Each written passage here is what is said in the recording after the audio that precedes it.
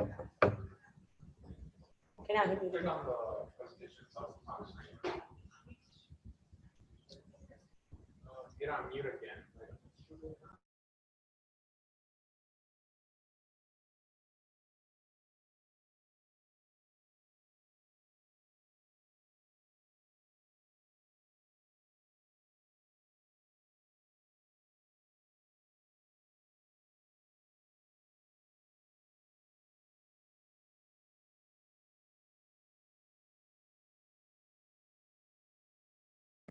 You were on the screen itself. Oh, okay.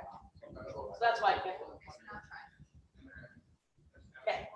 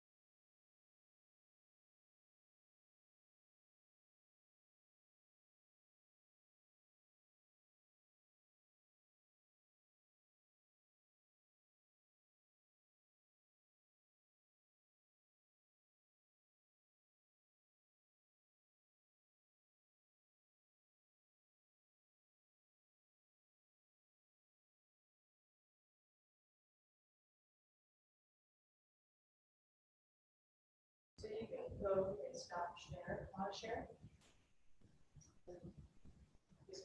Or wherever you only go. Oh, yeah.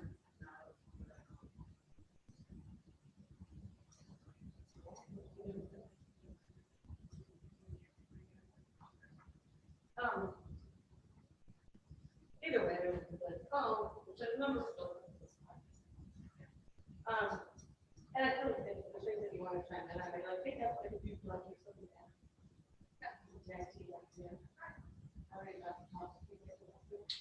And then we do the workshop assessment, which they all have in their desk. And then it's built in the systems, you click on the pop-ups, you can see it. I have a copy here, I mean, it's one that you can do the. And it's just a workshop assessment too.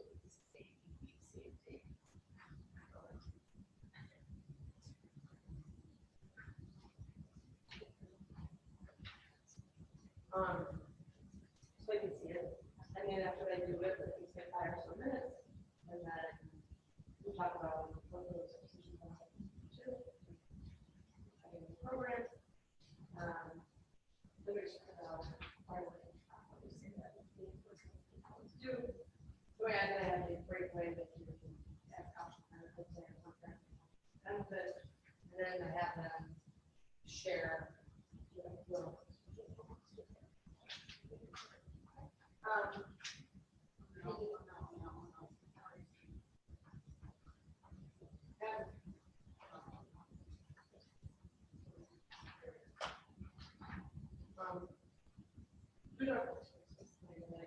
Yeah, that's one of our left today is the work, for instance, just an overview of what we do, and then companies, global, then we go into This is more of like a, I'm not gonna,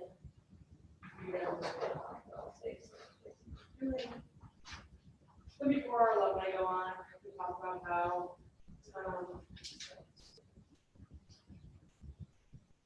we talk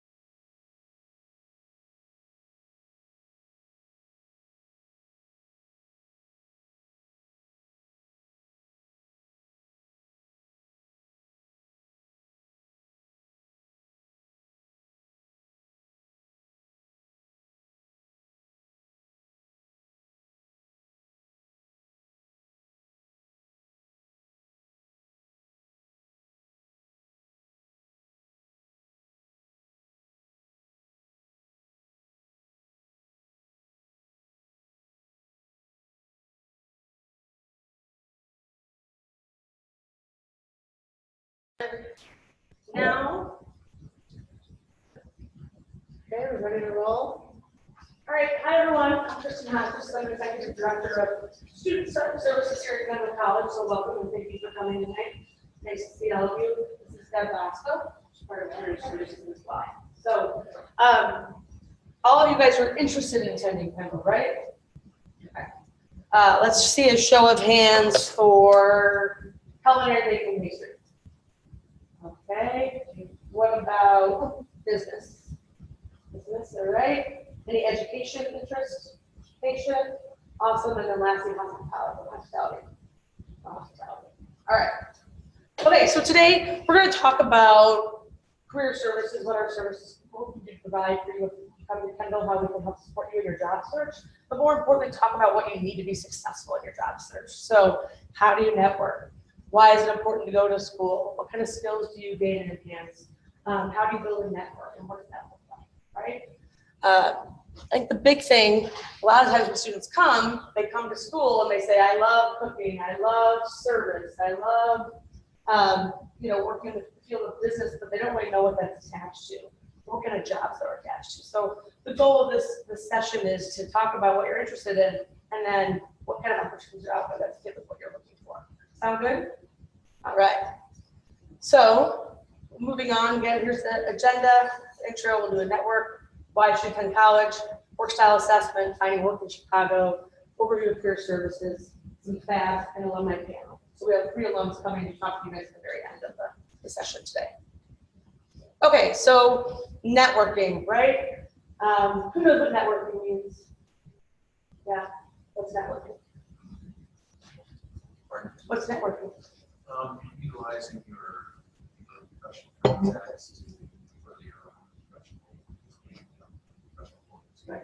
So you're building your network, you're engaged, you talk about career opportunities and how you can connect and look for future promotions or new jobs down the line in your career. What else about networking? Anyone else have any thoughts about networking? No. I think the big thing about networking, people find it to be intimidating because it's attached to professional, right? So you talk about networking events, you talk about going to different events so you can expand your network. But really networking is yes, it's professional contacts, but it's also all of your personal connections. So you could be networking at the drive-thru, you could be networking at Starbucks. Obviously, a big networking tool now is been used through online, something called LinkedIn, right? So networking, there's a ton of opportunity. People get a little intimidated by it because they think that they have to have a certain expectation or they have to present them in a certain way. But really, it's just about having a conversation and engaging with different people and talking about what you're looking for, whether talking about the Cubs or talking about what you want to do in your career, right? So big things, why should you network? It's more effective in your job search, as you mentioned.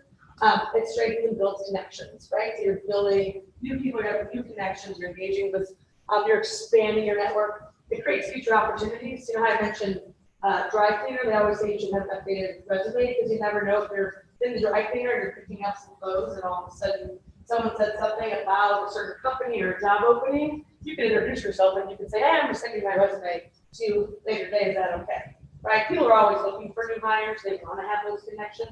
They don't want to have to go through the exhausting process of looking through 900 applications online. They want a quick network. So it's always important to have an updated resume and to engage and act on that quickly. Tips for networking, use your 30-second elevator speech. Has anyone ever heard of that before? Yes. Right, so the elevator speech is 30 seconds, but I kind of came in and introduced myself to all of you right when I walked in. Hi, how are you? Who are, what's your name? What are you here for? Why are you here? Those are basic tips of your 30-second elevator speech. They say that because you generally, when you're in the elevator or dry cleaner or wherever, that's how you're going to introduce and engage somebody if you're having a conversation. More importantly, if you're at a networking event or you're at some place where the expectation is to network and engage, that you have to have that down so you don't just walk up and have nothing to say, right? You introduce yourself, you ask questions that show interest in the person. Who's ever been in a conversation with somebody where you're just getting talked at? Yeah, right? That's fun, isn't it? It's a fun and exciting way to spend your time. Or you feel like you're just the one that's asking questions and then they're not fighting back. Has anyone been in that situation? Yeah. So you want to listen and respond. You want to have that back and forth engagement. And you want to know how to close it out. So we said, if you ever have a long conversation and you're trying to figure a way out, you need to figure out how you can close out and move away from that, hey, it's great meeting you. Can I have your business card? Can I follow up with you? And know how to lead. Because if you don't know how to lead, then you're just going to start rambling too. So that's why it's important to know how to network, have your kind of spiel down, know how to engage, and know how to work out. Okay? So because the beginning of this, you guys are walking in, it's the end of the day, and I always think, people talking at you. So to start, I want you guys to get up. I want you to get up, and I want you to go and talk to 2 new people and introduce yourself, and then find 2 things about that person, 2 new things about that person. So, and don't do it for people that you came with. So, mom and dad, friend, boyfriend, brother, sister, whatever. Talk to people that you do not know. Sound good? Take about 5 minutes. So.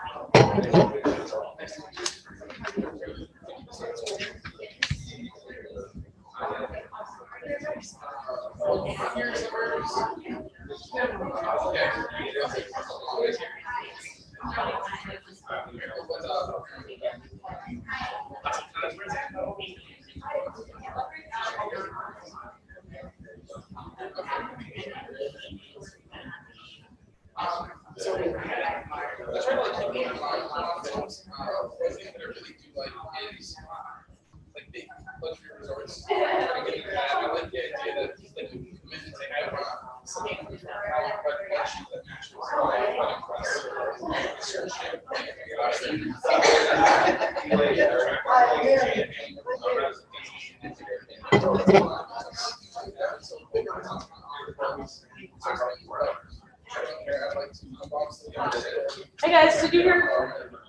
You guys even like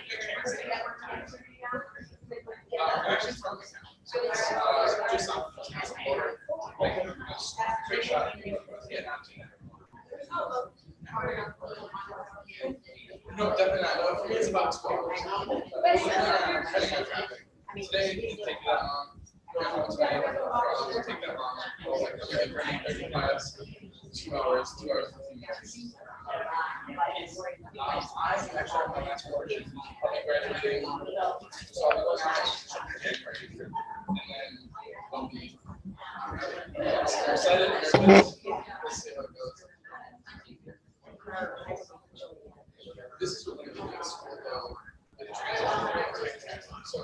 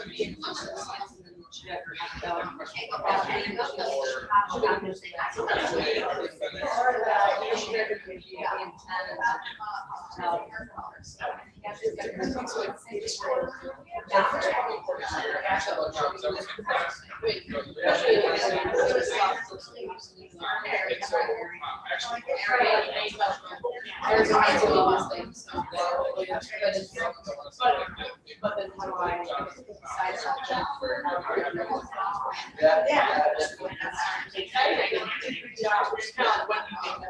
So, right, all that was set up by events. So, before December, very cold. So I can get it. Depending on how much it's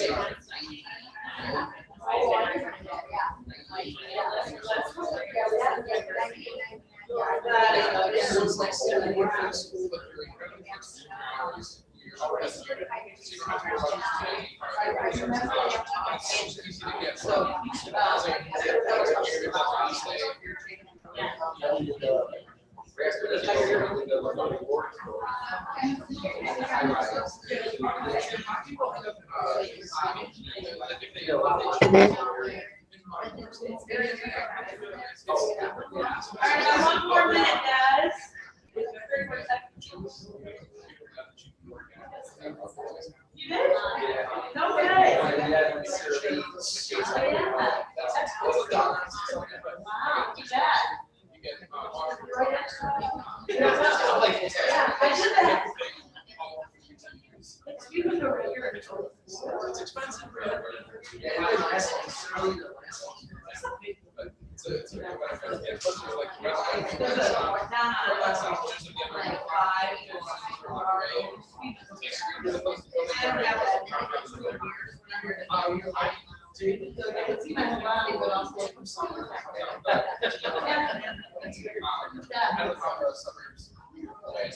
All right, guys, we're gonna wrap it up. Okay, so how did it go? Yeah. Good. So was it? How did you feel walking up to somebody? You felt fine. Then why didn't you feel fine about walking up to somebody?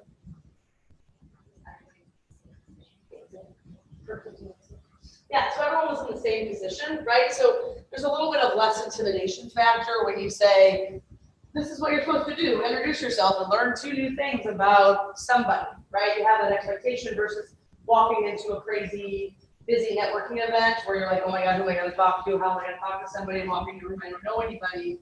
But you have to think about anywhere you are, whether it's a classroom, if it's a function, it's a party, and it's an event, everyone has the same idea. They want to connect and talk to people, right? Anyone learn anything interesting or cool about somebody? Yes. Gentlemen, you're wearing a shirt with windows in. I know, I learned that. Yeah, you guys hear that? Like not just yesterday, like years and years ago. This lovely gentleman over here actually put the building, the windows in the building. So, way to go. That is interesting, exciting. Anything else you learned that's interesting or exciting about somebody? Nothing? Everyone's kind of bored. Any other thoughts on networking and kind of thinking about your 30-second elevator speech? Do you have some ideas of things that you would say? Yes, no, maybe so? So remember, you want to have a point. Name is a good way to start, engaging. It's always good to ask questions about that person because they have an answer and they'll ask questions too. So networking is the key. Networking you do every day, you probably don't even realize it. The big part of Kendall is we try to incorporate networking in everything that you do here in the classroom, with employers that are here on campus to recruit people, job fairs, taking you out to site visits. So we try to bring as many employers, industry folks in the classroom and also take you outside so you can engage in network off-site. All right, so why should you go to college, right? What's the reason? I think it's always kind of a, do I want to make that move from high school? Do I already work somewhere? Do I want to make that shift in my lifestyle? This is from the Bureau of Labor Statistics from 2012, but more money, right? You want to go to college, you want to make more money. So typically the results were someone that completed an associate degree at $41,000 and bachelor at $59,000. So you make typically more money, $12,000 more than just high school for 12 months, right? There's more job options. Sometimes if you're applying online, you're engaging and talking to people, you can be automatically taken off that list of applicants or potentials because you don't have a degree, right? And you may have a great skill set. You may have a great background, you may have enthusiasm, you're a hard worker, you're motivated. Just because you don't have a high school or college degree, excuse me, you might not be considered for that job. So you have more options and you have more freedom to your choices in the career. So you're not just narrowed down to doing this one thing, it's one task, and you can't expand what you're doing because you don't have that degree or you don't have additional skill sets, right? Okay, so next interactive activity, you see something on your desk or table. It's a work style assessment. Does everyone have one of those and a pen? Yes? And Deb, if you can click on this link here, you can see it. So on the front, you'll see that there's 24 questions, right? 1 through 24. And you're going to go through 1 through 24, and there's 2 options for every question. So number 1 is example, take action or coordinate activities. So you want to choose what you're most connected to. Are you more likely to take action in a group or doing a project, or are you more likely to help coordinate activities? Another example, are you more likely to take action or gather information? So you're going to want to go through from 1 to 24 and just choose one for each question. And when you're done, we're going to flip over and you're going to calculate how many you have each for A, B, C, D. Sound good? I will warn you, the first couple times I did this, I found myself that I accidentally skipped over a couple questions and I didn't add up to 24. So just make sure that when you're done, you have a total of 24.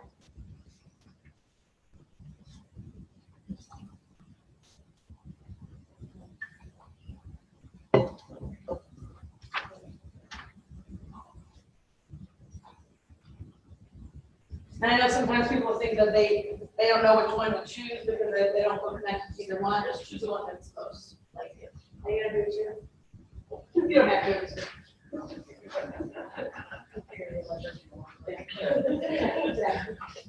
Choose one. If you guys have any questions, just let me know and we'll come back. Help out.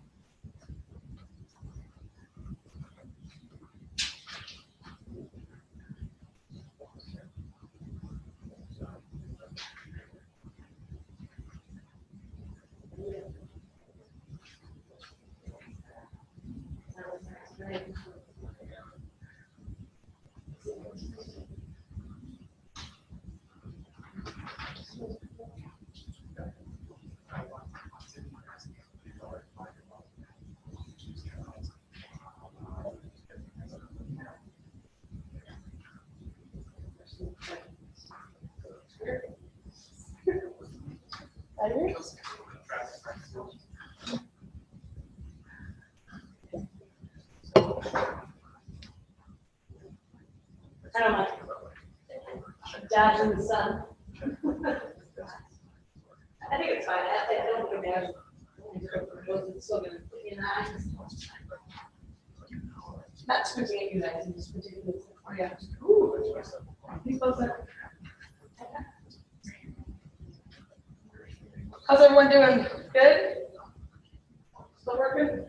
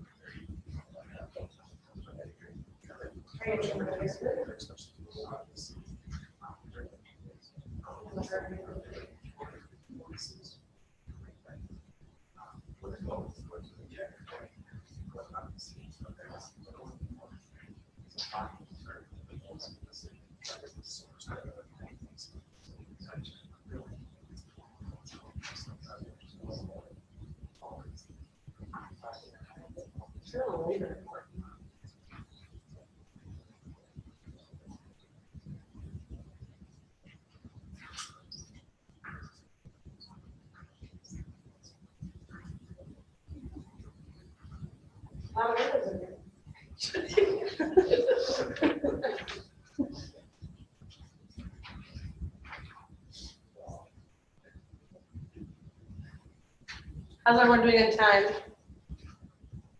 Need a couple more minutes? Yes, yes, okay.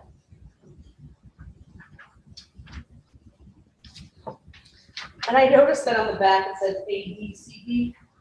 Add up to see here, it's A, B, C, D. Just so you know. That's B.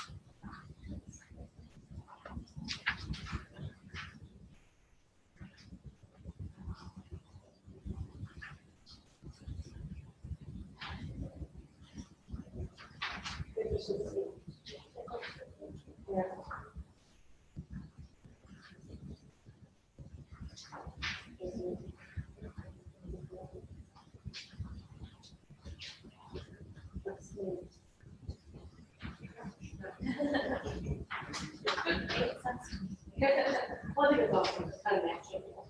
Yeah. Yeah. All right, is everyone finished or still need more time? Done? Raise your hands, you're done? Yeah, need more time? Okay. One more minute.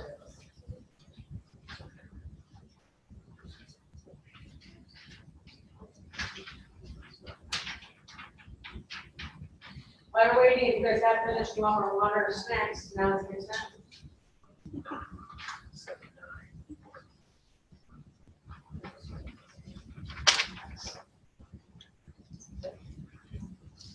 Can you click on that link?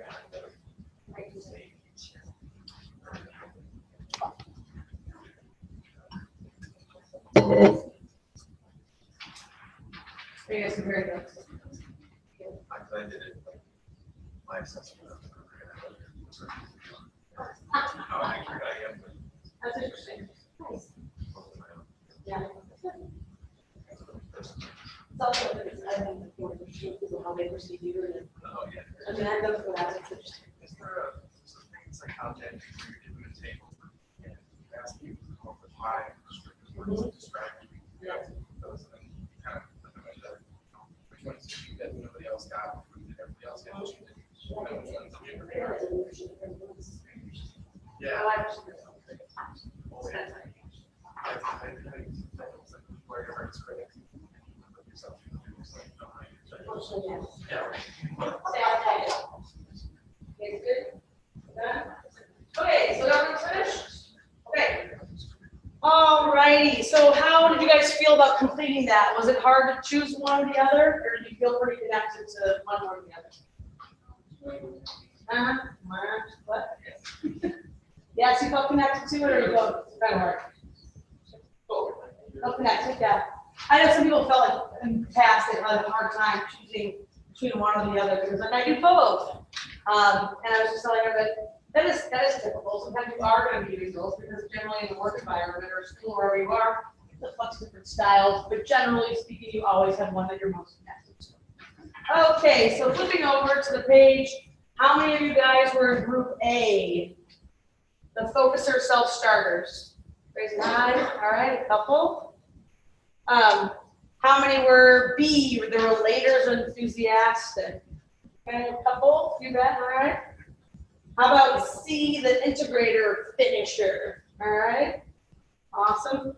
And then D, operator or detailer. Okay. It's interesting, a very kind of even number of people in each group. Across this group, which I always find kind of interesting. Sometimes we go and everyone's one thing versus the other. So I always find that interesting. How many of you got similar numbers in more than one group? Yes. Okay. What were the groups that, two groups that you were in? C and D. Who else said that? Oh, why? A and B. You were B and C. A and B. Okay. Anyone else have more than what you have? B and C. Okay.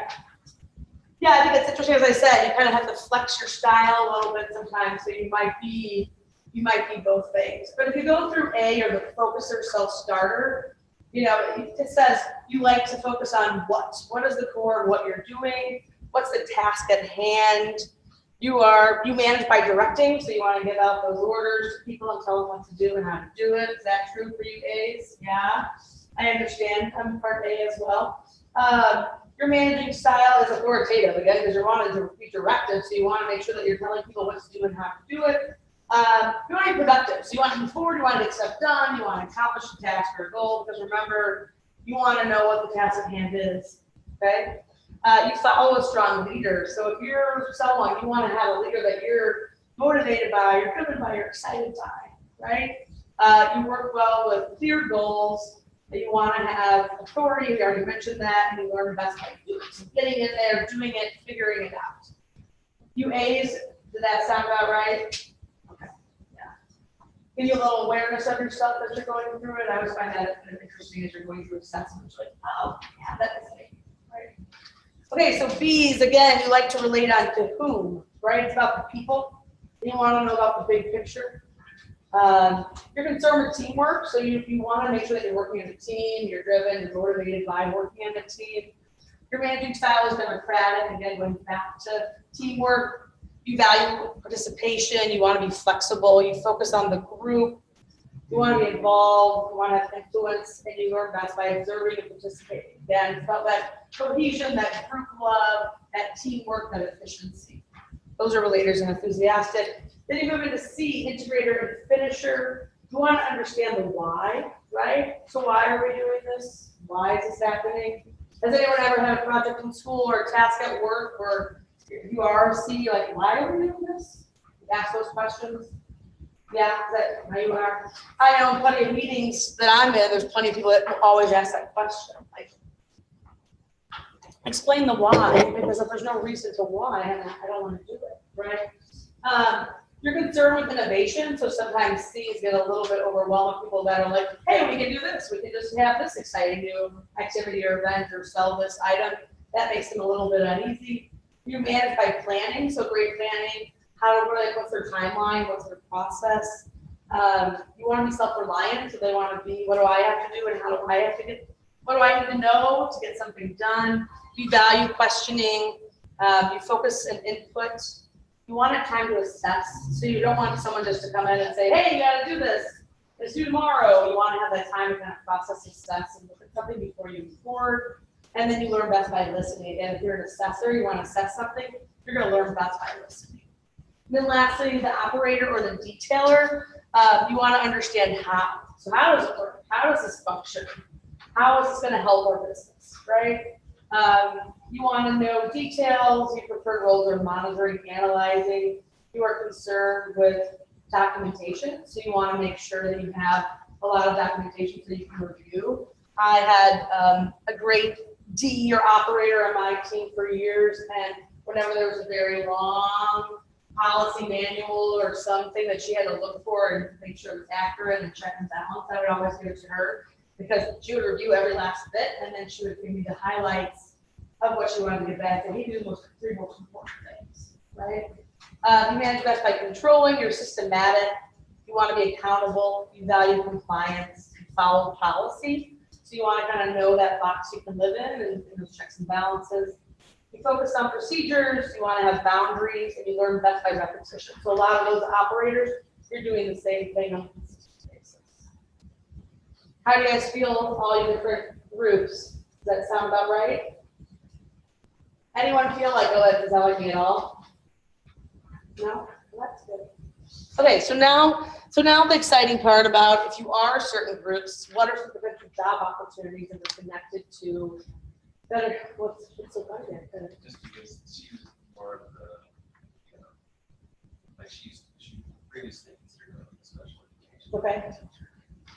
That was her big both, but she scored herself. What he scored for her? Yeah, if you didn't hear, he scored for her, he assessed her as well. So if you look at the focuser self-starter, big thing is sales. These are all related to our programs. Sales, a line cook, educator, and night auditor, project leader. Again, you're kind of self-motivated, driven.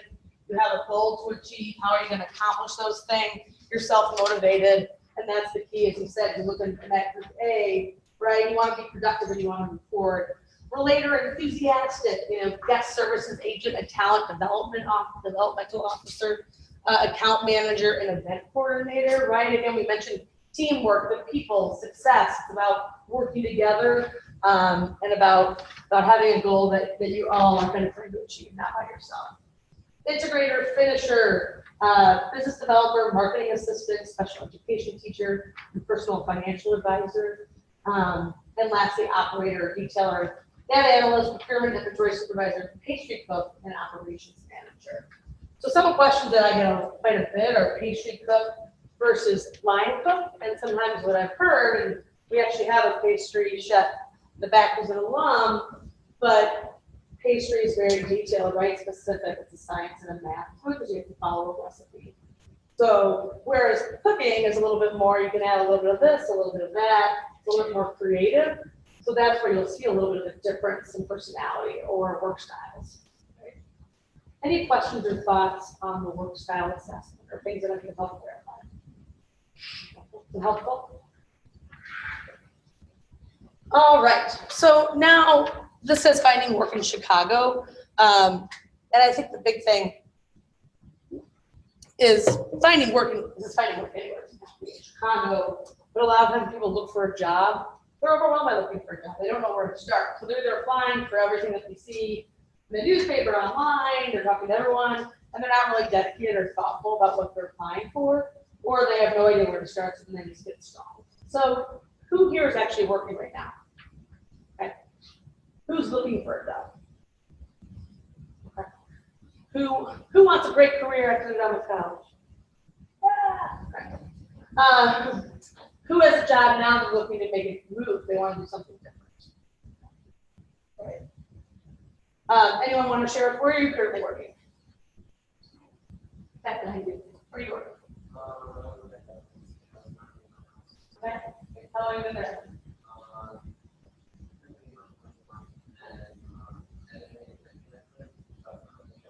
Okay.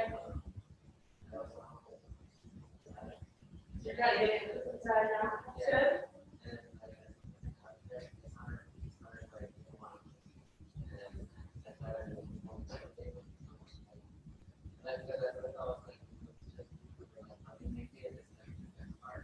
That's awesome. That's where you can be starting off with something, right? You have a job, you think it's gonna be one way, but then getting in and taking the time, which I always encourage. Like, you may go in and have a bad first day, you might not think it's what you want, but it's important to take time to see, because if they see how motivated you are and how driven you are, you never know where it's gonna take you, right? To do the restaurant. What were you gonna say? How long have you been there? 4 years, kind of like it? No, ready to make a move? Okay, good. Hired here. Anyone else want to share where they're working? No? I worked at procurement for the last 2 years at an industrial bank. You're next procurement and industrial baking company. She's interested in coming the baking pastry program, right? So it's kind of a blend of both. So she knows the industry already, but now she can actually get the skills of working in the kitchen. So the big thing about finding work, right? You want to define your goal. You want to find what are you trying to accomplish? What do you want to do? So even if you haven't come to school yet, you're not ready to work, it's still about you're going to school. What do you want to accomplish when you're in school? What is that goal, right? You want to have skills that are going to be that are going to help you get employed once you're finished with school. Absolutely. You want to feel motivated. You want to you have a new skill set. You want to be around new people. You want to be challenged, whatever that is. But what's your goal? And what is that attached to? Is that attached to a company? Is that attached to an industry? What is that? So that's the first thing. Where do you want to go? What do you want to do? And that can be overwhelming, and that can take some time, right? That's why you have to work with, talk to your friends, talk to your family, talk to your career services people, what that looks like, because looking for a job or talking about it can be overwhelming. Then you have a target list, 20 companies. I think the 20 companies to me, it's one side, and it's also about the different types of jobs that you want. So I have a lot of conversations with students where what's more important, the company or the job? What are you more attached to? Some people are, I only want to work with this kind of company. This is what I want to do. It's not very much, I want to get my foot in the door and I just want to do this type of position. So you have a target list, HR contact information, and connect on LinkedIn. Who has a LinkedIn account? You do? Okay. Some of the people that are younger haven't looked for a job yet. You probably don't have it. That is something that we do at Kendall, and it's important to have that because now instead of applying, you apply online. People immediately looked on your LinkedIn account to see what your job history looks like, and a professional picture. It's not something to worry about now, but it's definitely something that's helpful moving on. You want to learn and research all companies. I think it's really an important piece. So if you have your resume, you apply, you're ready to do it, to get an interview and go on an interview as you go through all these processes. I've interviewed people. People didn't know what my title was. They thought it was something different. I thought I was the director of human resources. They didn't know anything about our program. So, oh, you have a culinary program. That's it, right? So it's important that you're really researching the companies because, again, back to the networking, you want to show interest and excitement into what you're talking about. So if you're talking to somebody, whether it is in your application, your cover letter, your email, in your interview, if you're not excited or motivated by that company, then you can feel that, right? I mean, you can sense that. So you want to make sure that you research, you have a good resume, you want to make sure that you're utilizing your resources. I always use this as an example. One of my first graduates at another school, she was rushing, she was a design grad, she was great and talented, but she was rushing and focused so much on the design of her resume, she misspelled her name. So, you know, that's one of those things where you apply and automatically she thinks she was down to designer. They didn't call her, they didn't reach out to her because her name was misspelled. So you want to make sure it's error-free. I always like saying this. I always use the same examples I had for 10 years. Professional voicemail, of course. More importantly, formal email address. Again, two of my favorites that I've received over the years was buttcheek420 and babygirl69. So that's what's on their resume, and that's what they're sending to an employer, and immediately, again, they're off the list. So create an email address. If you're here at Kendall, you have a Kendall first name and last name.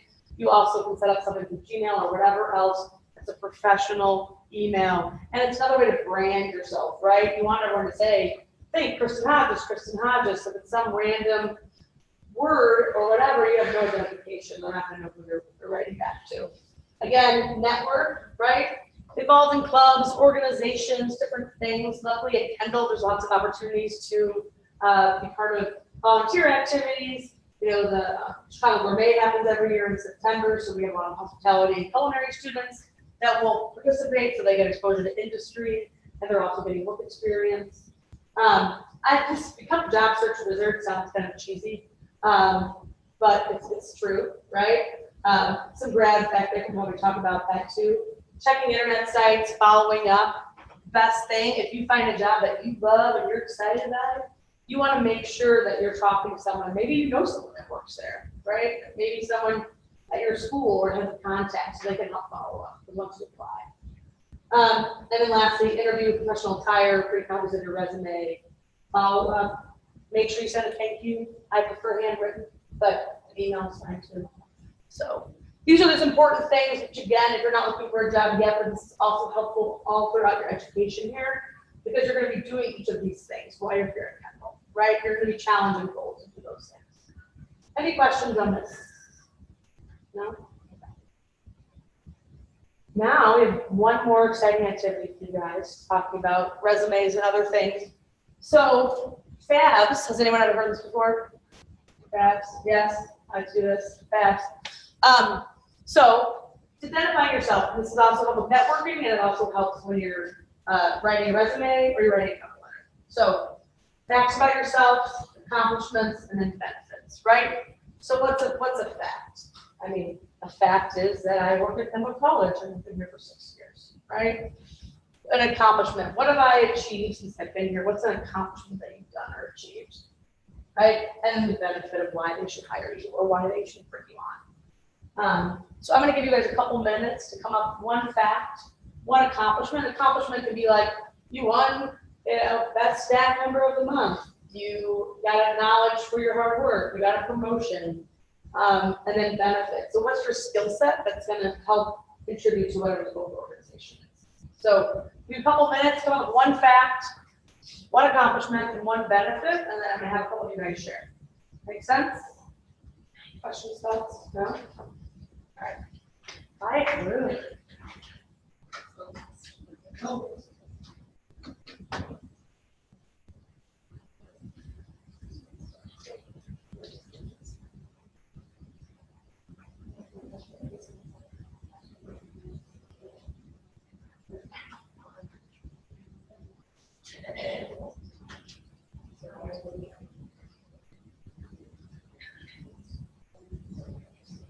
You don't have notebooks, so if you want to write in your notebook, you can.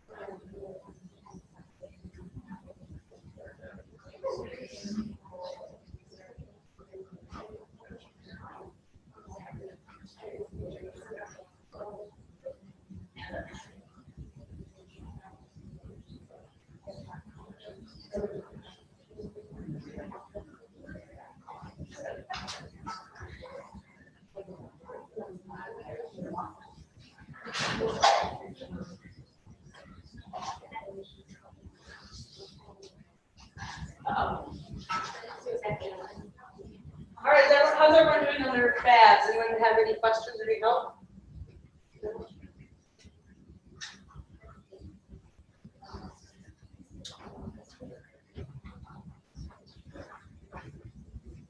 Remember a benefit, I think that's what students in the past have gotten the most stuck. They don't know, like, I don't know what my benefit is. I don't know what to say. So think about, what have you been complimented on? What are you doing in school? What do you find that you are successful even at your house? Like, are you a very good planner? Are you very particular? You're task oriented.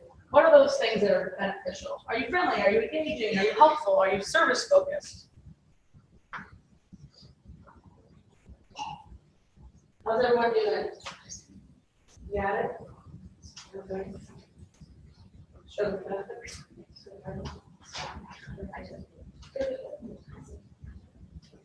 Everyone done?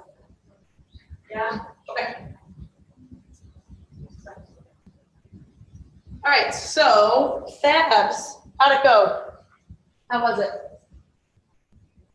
Okay.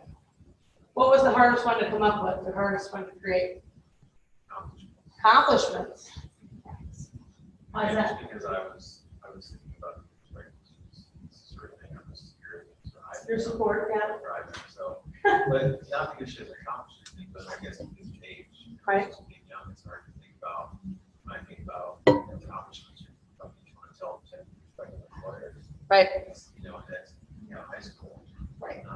There's her perspective to talk about what she has accomplished in school. I think she's a band, that's 4 years for section leader, and so that's more leadership. There you go. That's an accomplishment. That's where I think a lot of times people want to say, well, it has to be something that's like, this happened, or this is what I actually accomplished. But like you just telling that story and saying that you've been a band for 4 years, section leader, absolutely accomplishment. And how did you get that role? How did you become a section leader?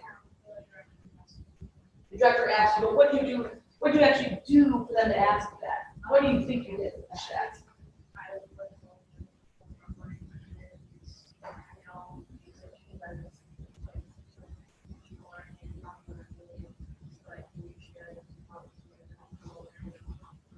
Some things that she said why she was chosen to be a section leader is that she works well with others, right? Great, it's a benefit too.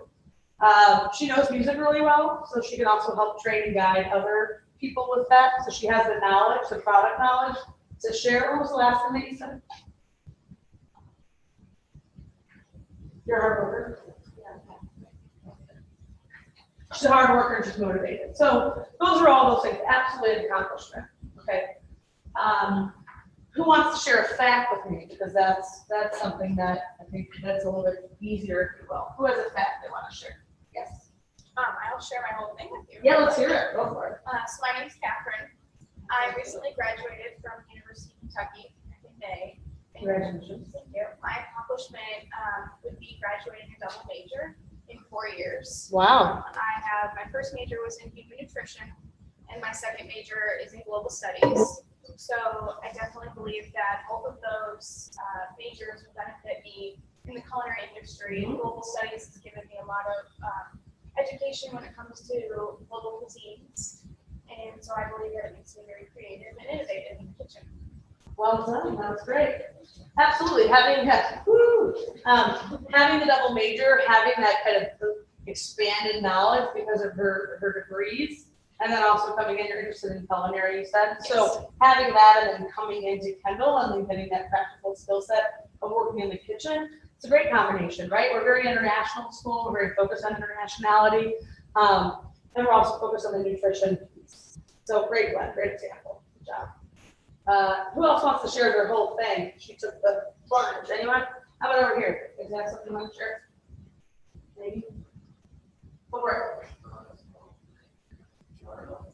Sister Largo.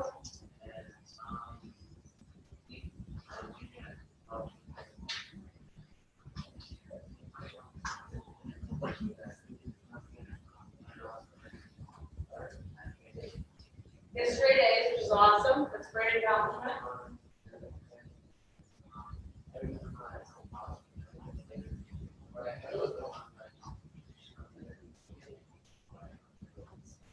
Absolutely.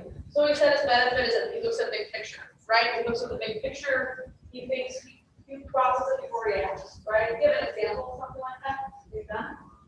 You don't.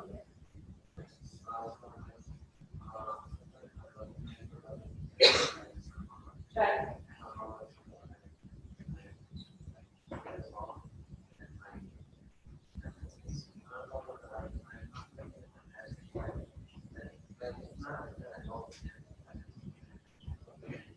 Absolutely.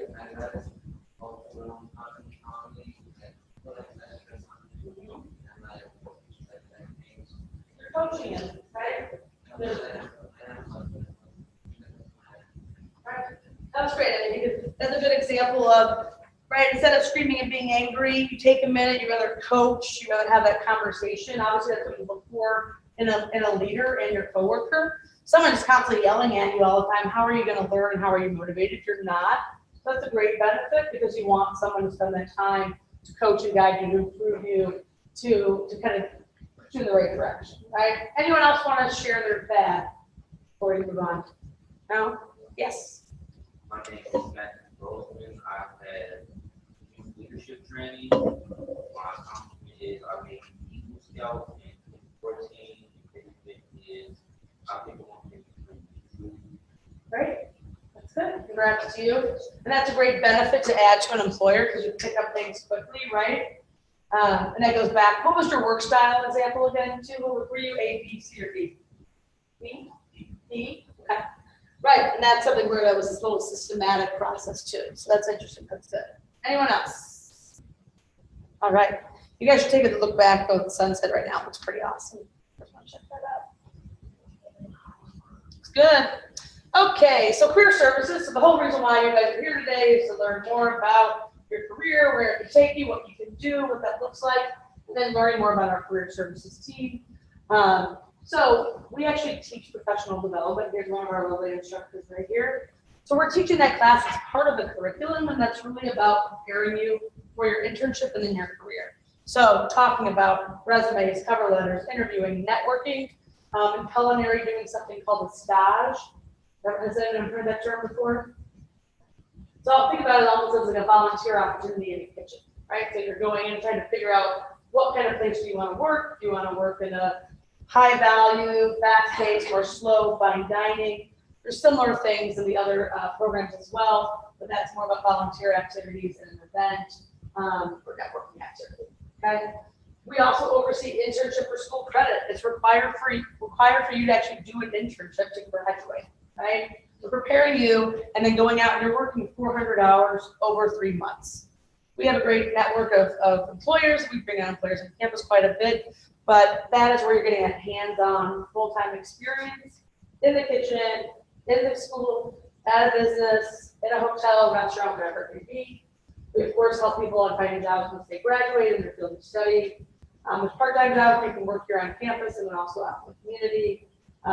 Provide resources and services to assist students. So we want to make sure that we're here. We're your hype girls, guys. We're here to help motivate you, connect with you with what you want to do, talk about what you're looking for, and what makes the most sense. Again, back to that finding work in Chicago. A lot of times people feel like, well, I should do this because my mom and dad told me, or I should do this because this is what is attached to this degree. And we're here to help kind of talk about your previous job and previous degrees and what that best fit is. An example that I had, I talked to a student, this is years ago, but he was told that he had to work the front desk. He had to be the front desk manager. That was his job. His dad told him. It's actually a student from India, and then we were talking casually just about his career goals, and he said, I really hate people, you know, but I really don't like people. And he was saying it kind of jokingly, but he said, I'm like, so you think that you hate people, but you want to work at a front desk where you're talking to people all day long, and that's all you're doing. And again, he was joking, but the reality was he was much better in the back office. He was much better at finance, analytics, processing, documenting, looking at things. And he was like, oh, okay, I can do that. I had no idea that I could even do that in a hospitality degree. So it's our job, too, to talk about the degrees and then what career options are there, right? So culinary baking pastry, you might immediately think, I'm going to work as a line cook. I'm going to work as a pastry chef. But there's much more to that than just working in the kitchen. That's where you start, but you could also work in research and development, right? You could work in a very large food corporation. You could work more on the science side of things. So it's about what are all the options. Hospitality, even when I started here 6 years ago, most people think, right? Hotels and restaurants, is that fair to say in hospitality? There's a lot more in hospitality. I mean, we have a current student here too. There's events, there's marketing, there's sales, there's technology, right? They're talking about those options. Business, of course, you can do lots of different things in business. This is more small business focused. And then education. So a lot of the students that are interested in education, they have jobs when they come, majority do, but we help them, what do you want to do next, right? So you're an assistant teacher. How do you get to be a lead teacher? So giving those tools to go on to the next step. Okay. Again, we're on the second floor. It's where all student services are. So the whole crew of academic advising, financial aid, student life, international affairs, career services. So we have dedicated career counselors that are help to support each program and each group of students and finding an internship, finding them once they graduate, and then helping them continue looking for their, expanding their career once they're alums. We have over 100 employers on campus each year. We have our upcoming career fair November 2nd, 11 to 2. There's one come. Usually about 30 employers come, 30 to 35, and they're hiring more than one or two positions. We want to bring employers that are big, bigger name, have more openings, so we're not just bringing in for one position, and we're having less, right? We do industry field trips. I mentioned that earlier. Like a lot of the professional development classes will go into a site visit, we'll do a tour of a hotel, a restaurant. We did one at the East Bay Club, kind of seeing all the different places that you could work or intern. And then of course we do resume cover letters and interview workshops. So even if you have a resume now and you go through stuff, every time you get a new job, you get a new skill set, you have a new degree, you need to update it, right? You can't just have it sit there and be the same. So we're here to help you make sure you have the right information out there. Okay. We mentioned the employers, so we do have quite a bit of employers. These are some examples that we work with, right? So Disney, luckily, they come on campus twice a year to hire a lot of our interns. We have 3 or 4 now in the fall, 4 out there in the fall. I always say it's a great time to go to Disney World, or in January for the winter time. But we're working with resorts that are outside of Chicago or different restaurant groups or businesses, but also, of course, there's a ton of local businesses here too. We're lucky that we're in Chicago, that we have a large number of companies that want to hire our students. So, all right, we're also part of Laureate. So Laureate is an international company and organization, and we have over 70 schools, a network of over 800,000 students. So we have a lot of students that study abroad that actually go leave Kendall, maybe they go to Australia, right? Or we have students that come from other schools and they come to Kendall. I mentioned internationality, right? So we have a very large international population. So even if you're at a full-time student at Kendall, you want that exposure outside of the US, we can help you with that, not only for your internship, but also the study abroad options. These are just some quotes. I just want to turn off one light. It's a little light in here. Yeah, I know. I was trying to read it too, but I can't see it.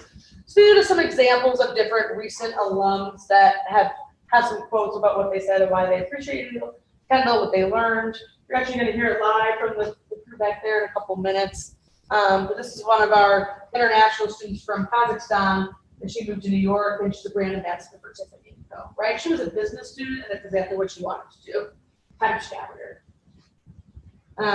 We also have Catherine Graham. She's a producer, so she came for events, and she works with Agency A, so she's like producing all these large-scale events and activities. Then you have Easily Linebook over at Soho House. Soho House opened up a couple, 3 years ago, I want to say. That's about right. So they came here, they interviewed all of our students here on campus. And about 35 interviews that took place, and they hired, I want to say, about 20 of those people, 20, 25. So we try to bring in, when there's a new place opening, getting them on campus so we can expose our students to them. Deborah Johnson, she's one of our fabulous education grads, and we just, Maggie, when did we do the story on Deborah? Was it 2 years ago? Last year. Yeah. She's a pretty special person giving back to the community. Pretty inspirational. But just some quotes and examples. Obviously, you guys can read more of this when you're done, but just to give you an idea. Again, why hire, kind of some of the word employers say, I mean, you see a lot of consistent words, a lot of it's professionalism, right? So the focus is that you're professional, that you're getting that guidance, you're learning those things, so you know how to engage, you know how to apply for a job, you know how to follow up, you know how to network. Career-minded, you hear eager students, motivated, those are those consistent words that you hear quite often from employers, which is what we want, right? It's very practical, focused careers here, and then how do you move on? So they're looking for people with good energy and good skill sets. Then lastly, before the ones go on, a quick video we want to show you. It's from an employer, the general manager of Soho House. We can turn it up to both.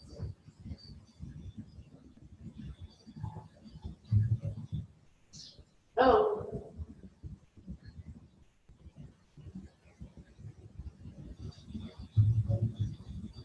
Manny, come on, turn it up. My name is Jonathan. You guys get that? In the title of Soho House, there's two words, Soho and house. I always think we are a house. And when I think about a house, I think about home, and I think about homes and families. And so when I'm employing people, I want people to be a part of that. It just seems that the people who see come from Camden, and when we've met larger groups of people from Camden, it just feels that they are a natural fit. I think what really sets them apart is think about the people we employ already. They're professional. They come in and they're kind of grasped it. They're doing really, really well. They have their own personal style, their passion. Those things sometimes take a long time to train into people, and they come in and they've got it already. I guess it's that ethic. They're ready to work. They want to work. And they really want to sort of do work. The advice I give to students is to really prepare to throw yourself in and learn and be well read about what's happening in the industry. Be passionate, get a better passion. Really good at it, be passionate about doing something. When you're not working, find out what's happening, locally, what's happening nationwide, what's going on, and visit the farmers market. Little things like that really play a part in the day-to-day jobs, not just coming to work and doing the job. It's not possible. So the reason I recommend Camden graduates to other employers, I'm not sure if I will recommend them because I want them all for me. But if I'm being fair and playing fair, of course I'm going to recommend them. And the reason I would recommend them is they're great. They come in, they get on with it. They know they've been well trained. They know what they're doing already. Surprisingly sometimes. And it's like, this is easy, this is great, and we need more. All right. So I know that was a little bit quiet, but some of the things that he said, why I laughed at the end, is because he basically said he wanted to recommend it because he wanted them all for himself, which of course we love in the career services world because we want to make sure the right employers hire us. So before we move on, I hope you guys learned something today. I hope you feel kind of energized about your career, your future. We wanted to bring in a couple alums here to talk about their experience, about what program they decided why they're here, what they're currently doing now, and then of course any tips or recommendations, and then you guys can ask any questions. Sound good? All right, so we'll start off over here. Name, your programs, what you're currently doing. Sound good? Excuse me, Uh-oh. my name is Kristen Hodges. I graduated from the program as well as I'm currently the patient chef at both Credentials and Never hear her, because when her people talk about her. Okay, Maxwell. Hello, my name is Maxwell Herberts. I graduated in 2016, and I graduated in hospitality management, and my concentration was event management. Currently, I am working as a night auditor at the Hyatt Regency Chicago downtown. All right. Hi everyone, my name is Dominique Franca. I graduated this year in March. My degree is in international business. I am currently getting back with the company that I actually did my internship for while I was at school here, and that is the radio station 97.1 They're located in Chicago. I was working for them during the internship on marketing and promotions team. And I'm back there now, not as an assistant, but as a lead for the entire team. All right, guys, so before we go on, questions bothering me, you wanna, anyone have a question you wanna ask this other people? No? Okay, then I'll go. Okay, so some things, what are some things that you find that were the most valuable that you learned while you're at Kendall? I would start. So I would say probably one of the best experiences I had is that it's the travel abroad experience to Australia. So essentially all of 2014, I lived in Australia, in Sydney, as well as the mountains where the school is. So I worked for 6 months as well as school, and it's just really cool just to see a different school, for example, kind of get that international exposure. But I didn't come back and just kind of be able to utilize what I've learned there, and just kind of see the differences, obviously between Australian culture and the laws, regulations, whatnot there, as well as in the States. And I have to ask today, Maxwell, what do you think about where did you work in Australia? Which I think is kind of fun to share. So I worked as a catering supervisor at the Sydney Opera House, the big iconic building. So all of the catering department I worked in, it was located inside the Sydney Opera House. And so then we do events, so weddings, conferences, such like TEDx events, at any of our 22 different venues throughout the entire building. All right, ladies, anything else you want to share most valuable or helpful thing that you learned while you're at Kendall? I thought that many doors were open to students here that were doing well, and that was just one extra motivator for students who are school. Obviously, well here because you want to do well, but you get access to competitions and you can participate in. I personally was part of one competitions here, and we were the first young people that won an international competition, and high school still. Now it's a great resume builder, but I feel like the more you put work into your degree here, the more the doors open with access to scholarships, with access to the competitions that I mentioned. There's actually teachers that will take you on exclusive site visits just for students that are so A-listers that have for the grade A in the courses. So it's just really great that you are getting more resources that you do here. So it's just great. Another motivator that everyone can do out there. Please, no one add anything? I think the most valuable thing that I got from my team experience, I graduated in 2012. But not only do you just talk about experience, but you do have all the resources for services, for chef instructors and whatnot, but you also have clubs. I was heavily involved in clubs while I was here. They were all professional.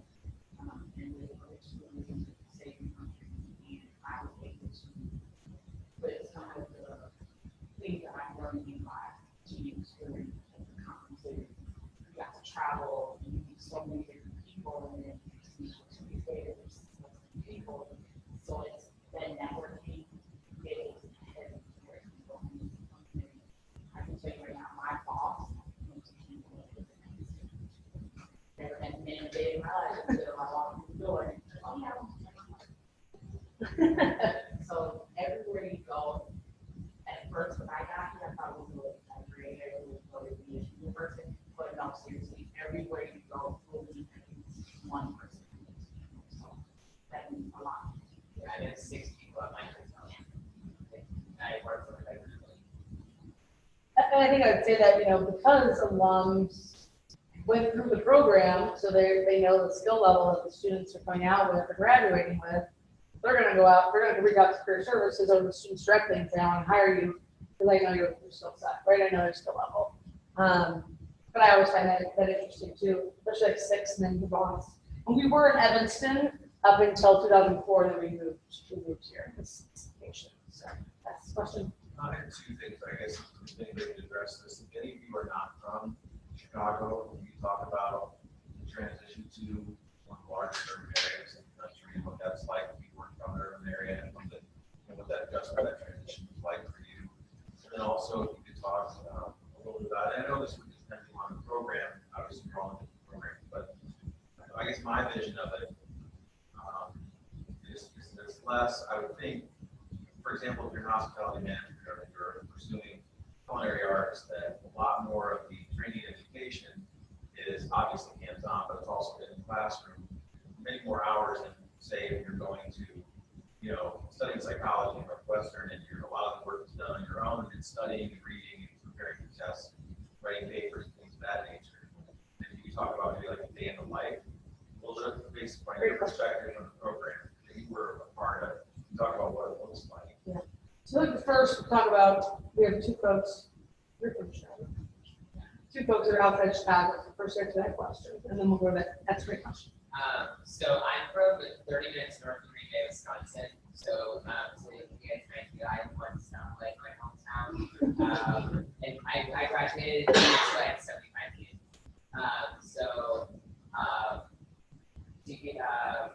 So I moved to Chicago directly out of high school. I moved down tons of housing.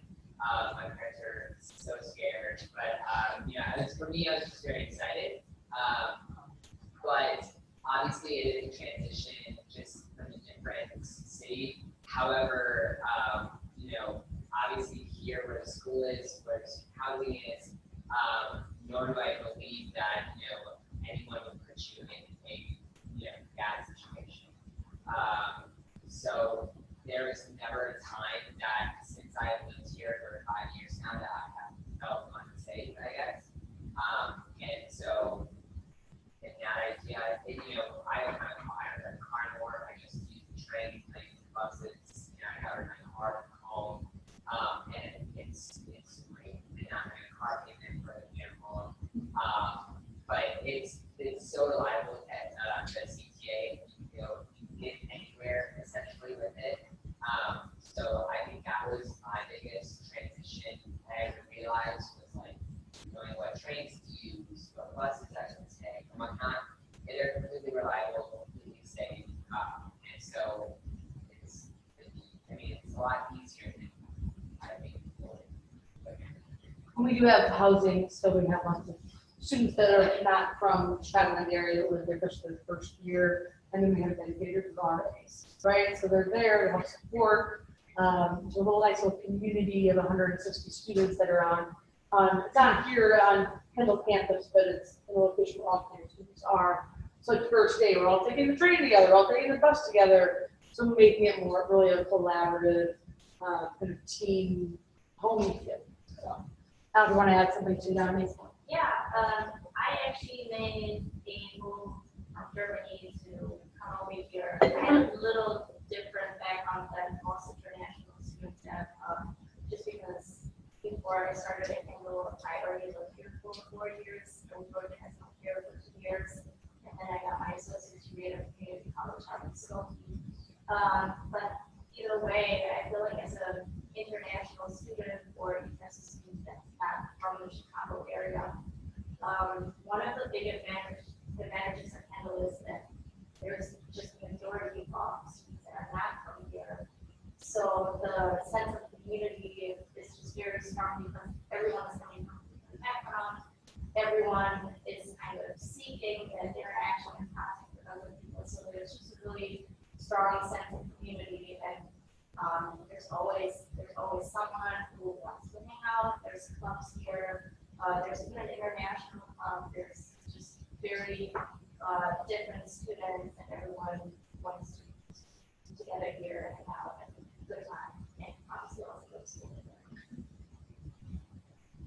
All right, so the next question was day in the life. Yeah. How do you manage kind of the? I was pretty rigorous. I heard rigorous a couple of different times a week. Yeah. So I think there's a couple sides to it, right? And we have a nice program side, but like if you look at the culinary and baking and pastry, obviously, especially your first 2 years, right? Your associate degree, you're in the kitchen a lot. She's also an alum of the culinary program and hospitality program. So you are in the kitchen, you know, and I don't want to expand on that a little bit about that. So when I did my associate's degree in pastry, you are in the kitchen probably about 79% of the time, the other 25% lecture. So you, when you are trying to get in on an outside world, that's why you said you start. And it's important to do them. Are afraid, I was afraid for my freshman too, but I knew that I needed to do it because I had a lot of people telling me, oh, the industry is different from school. To control industry is important. There could be of control to control.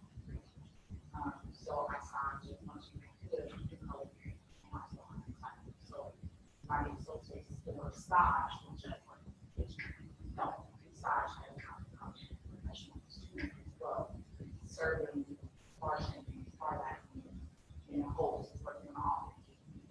So once you become a student, use whatever resources you have and go out and stage. And then you form your internship, you're in the internship. You're no longer looking at the student, then you're an intern, but you're working. You may work for free, you may work for money. So at that point, you're in the industry, you see it, you are living it for 3 months, 4 months, sometimes 6 months. So it's like you get that happen program.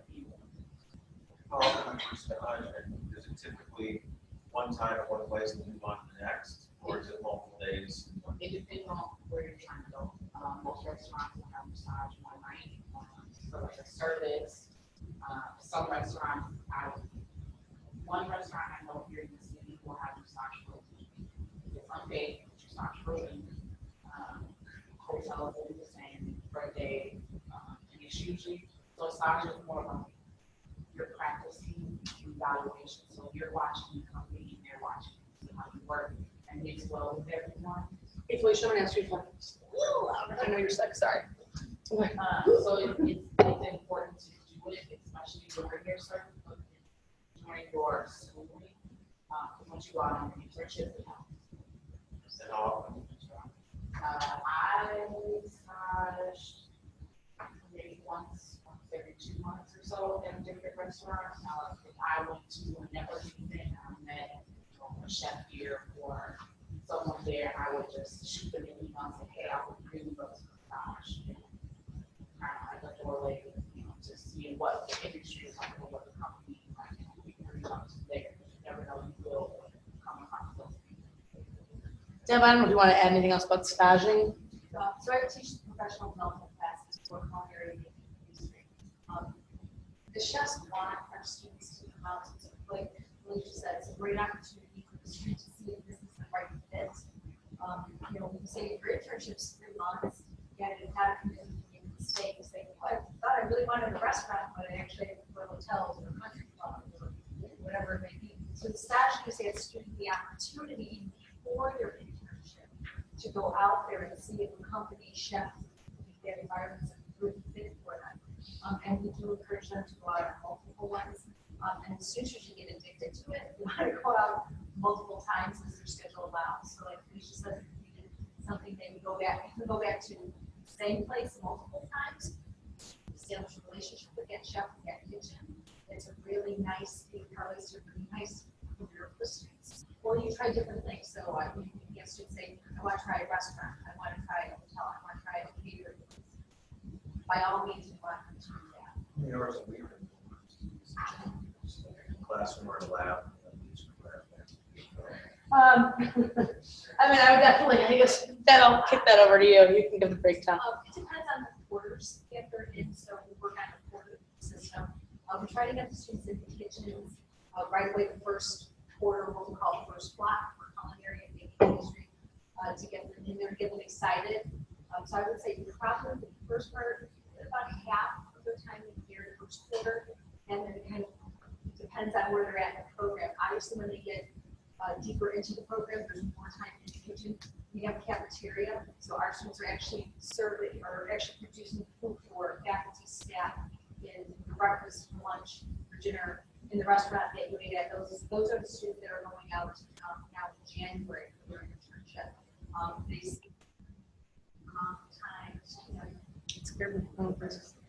So they spend a tremendous amount of time, especially towards the end, more time in the kitchen to actually, just because, their skill set's better, and now they're actually serving the public, being us, faculty, staff, students, and then paying customers. So full-time students on campus, how many hours a week?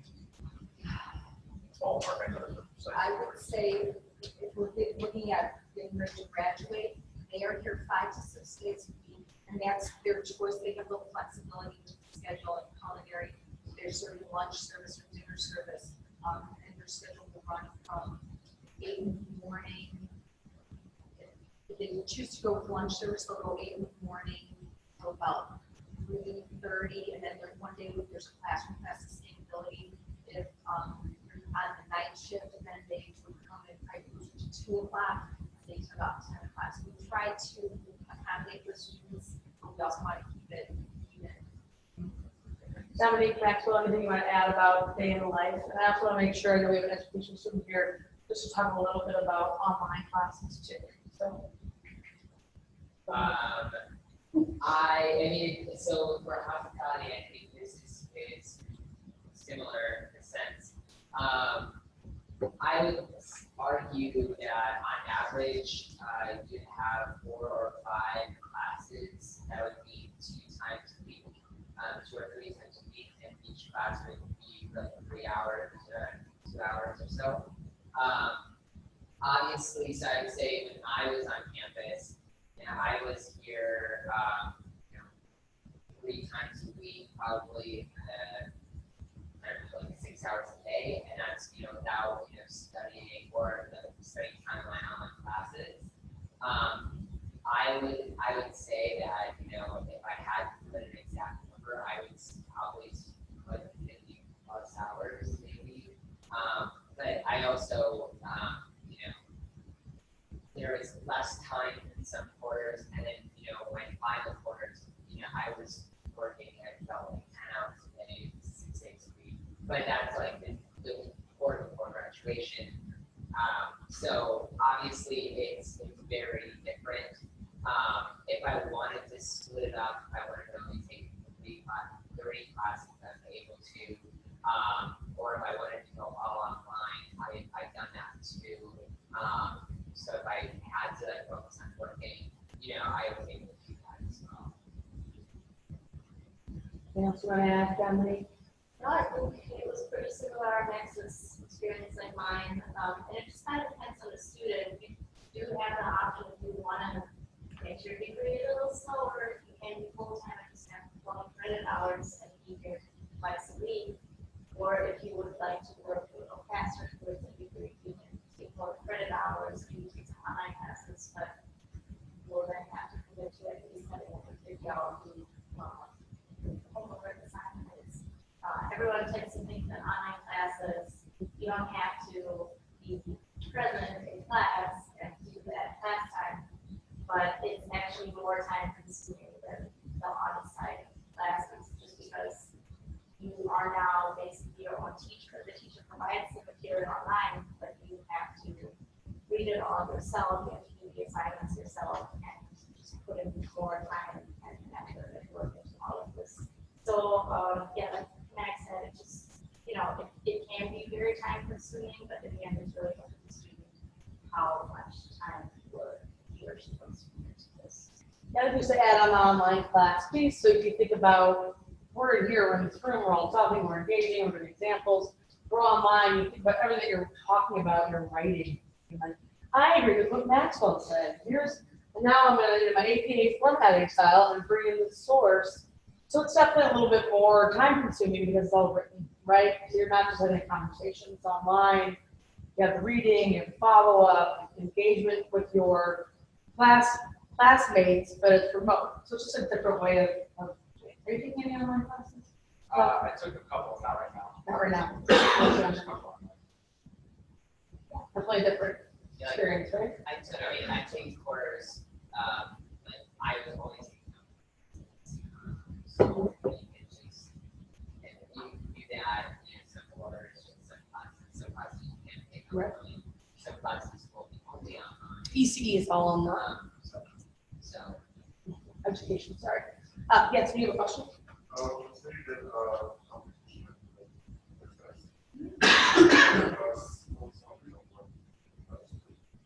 Yeah, so the competition was an international competition where we were supposed to come up with an innovative concept to reduce food waste. This is one of the main issues here in the country. And it was quite an interesting competition because all other 27 international teams that were competing had about a year worth of preparation time. And we got approached by our business team 2 weeks before the deadline. So all of the other teams put in their work into the project and we had to do everything in 2 weeks. But yeah, we came up just real quick with a concept where leftover produce from grocery stores were being manufactured into other non-perishable products that were then put into vending machines, which were in so-called food deserts, areas of the city or not city, where there's no access to fresh food. So we're kind of trying to make a change where people that don't have food can have food, and yeah, at the end they liked it. We made 7 all competing teams. So pretty good experience. Other questions, guys? Yes? Kendall College sounds like it's very career oriented, but what type of social activities did you guys do? You guys were here. You guys have Kind of fun do you have, guys? I mean, you guys sound like you just work. No. I mean, so I lived in the dorms my first year, so I mean, my best friend is from college.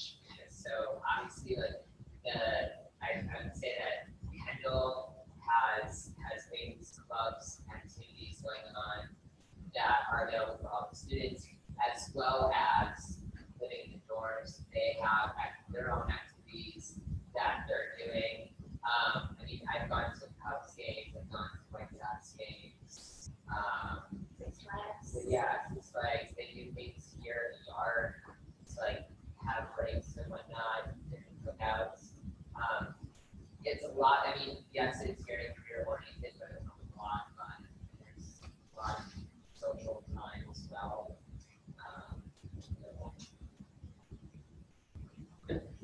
So I was talking when I was just talking to people about this the other day. I actually walked into student life one day and it was the best thing that's ever happened to me.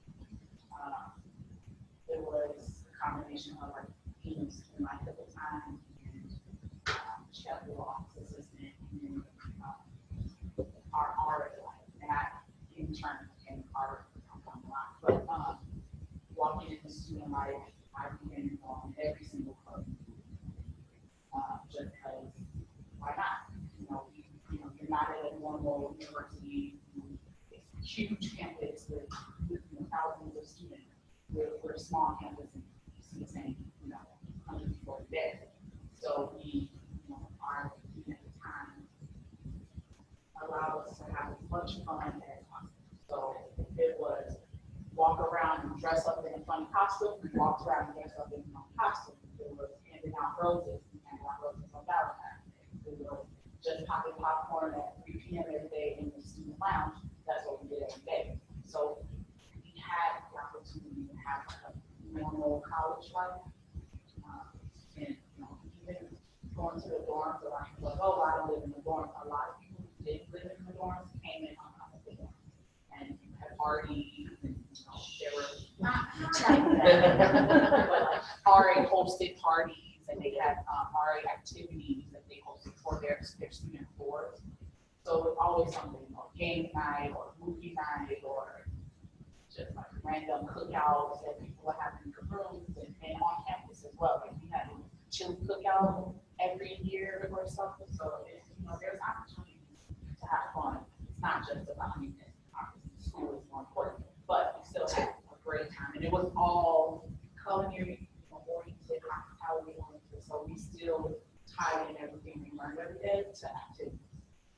That is a nice thing about going to culinary school too, there's a lot of politics around here, so it's good and terrible. People do call kind of funny, but they're like, hey, try this, have this, which is always fun, right?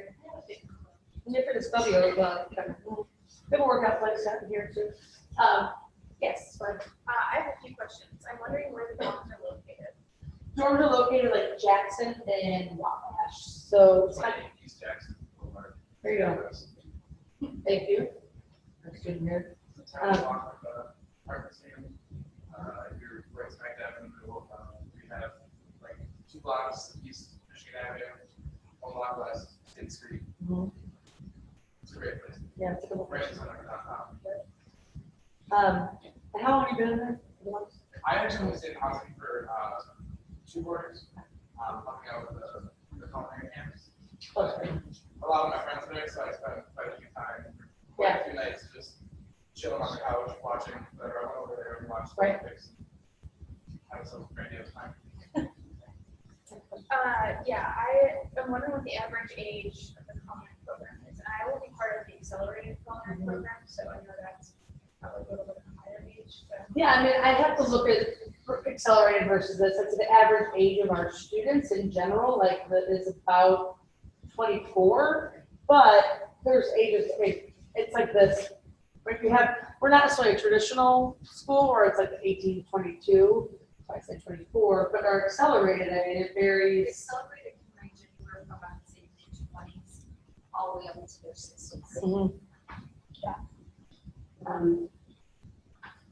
That's where you'll see people that have such a different experience level, either from school, previous jobs. So people will come in and making career changes, like, oh my God, I'm a bunch of younger students, but really it's a total fresh option.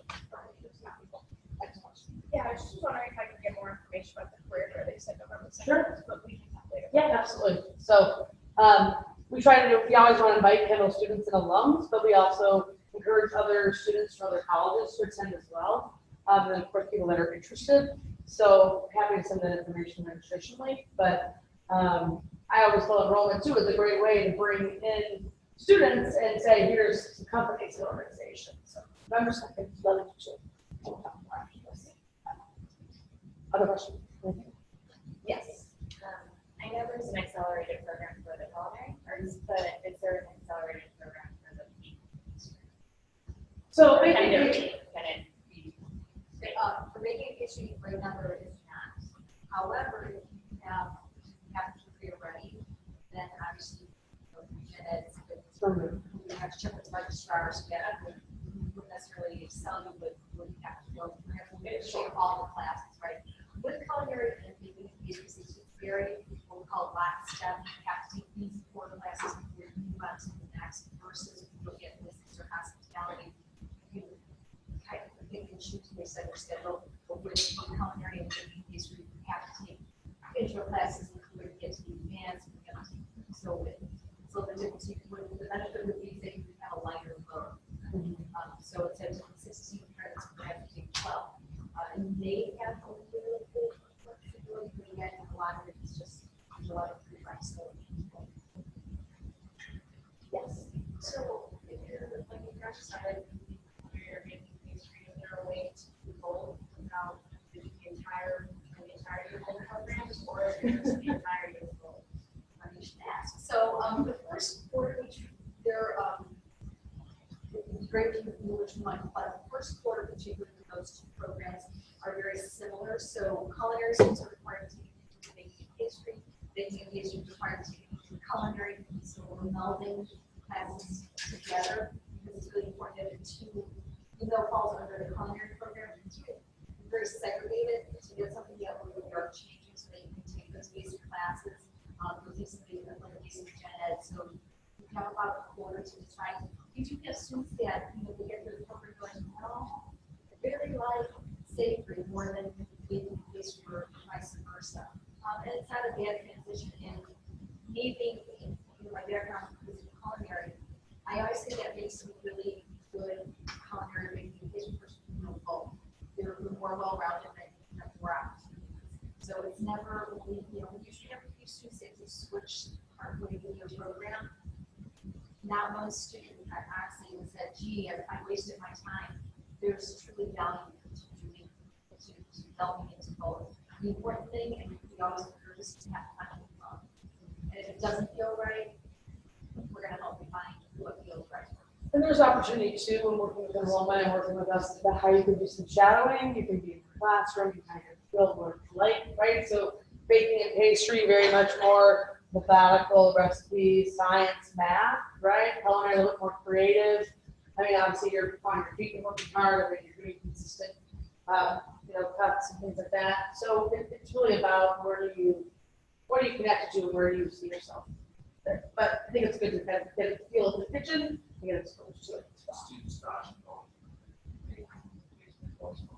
Mhm. Yep, yeah, absolutely. Other questions, guys? Oh, great, go ahead.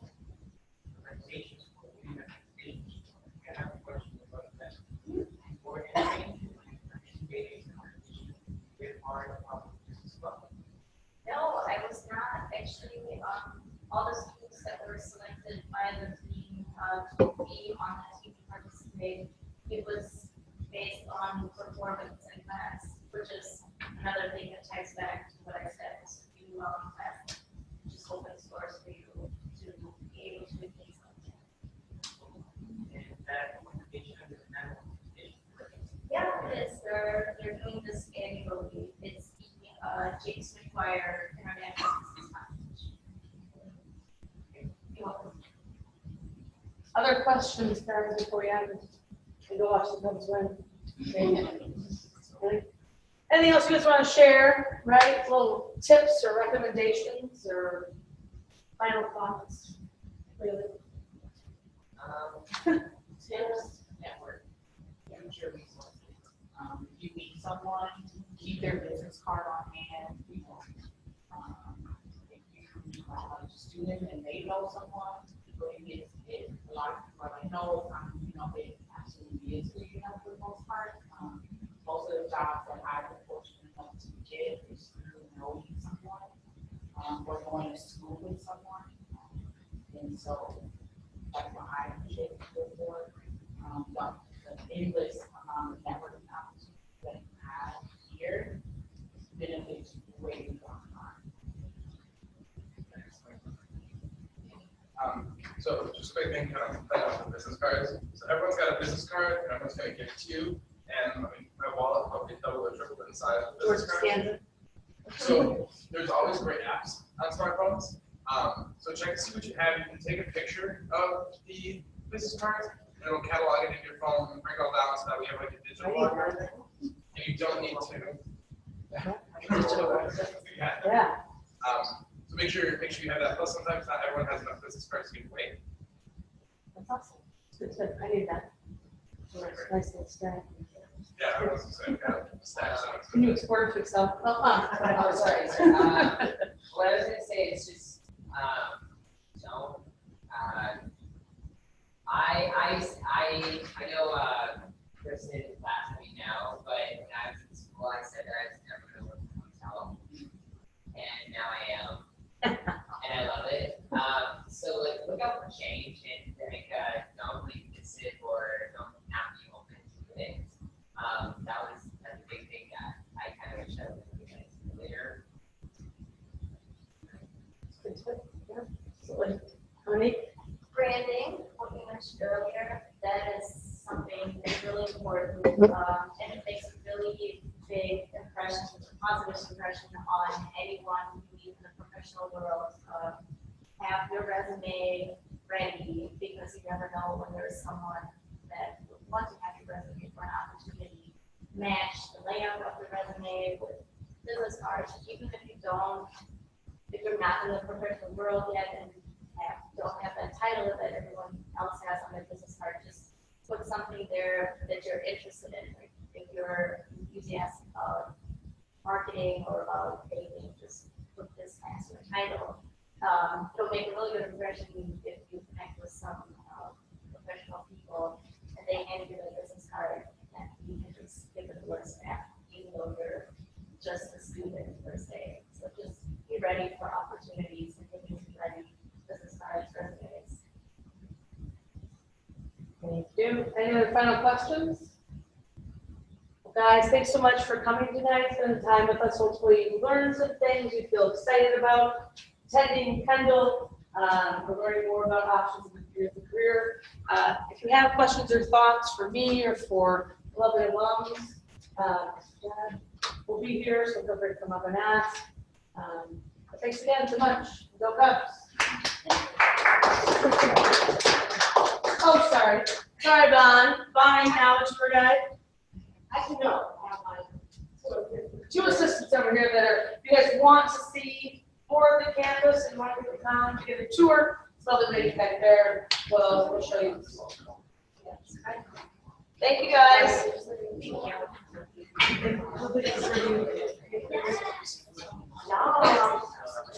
So cute. You do Max. Really?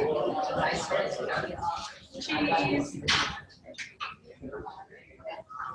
I always bless, it's like my time I've been your sister's small kind of. I know it's all separated, but I was December of 11, so it's my 6-year anniversary, guys.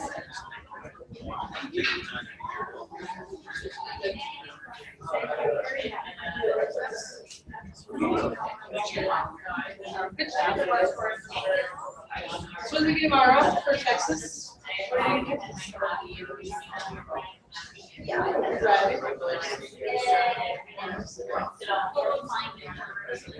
I go to such a pleasure down there.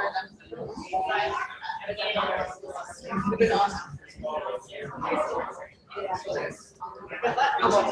How about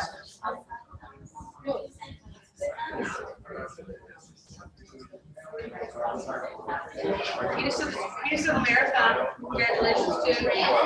It's impressive, man. Yeah.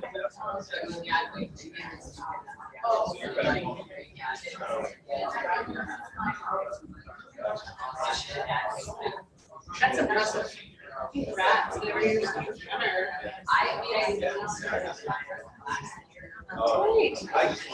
Milestone check. Oh, that's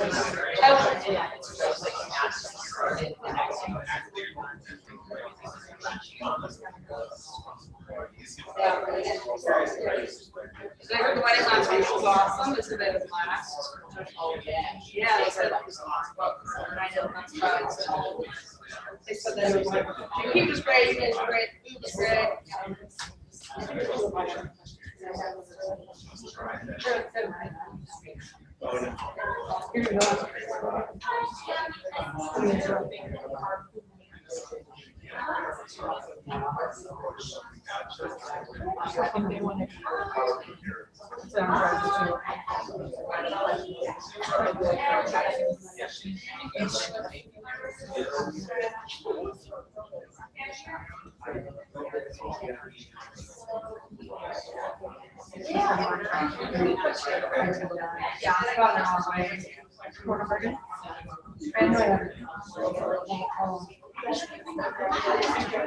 My wife's dad,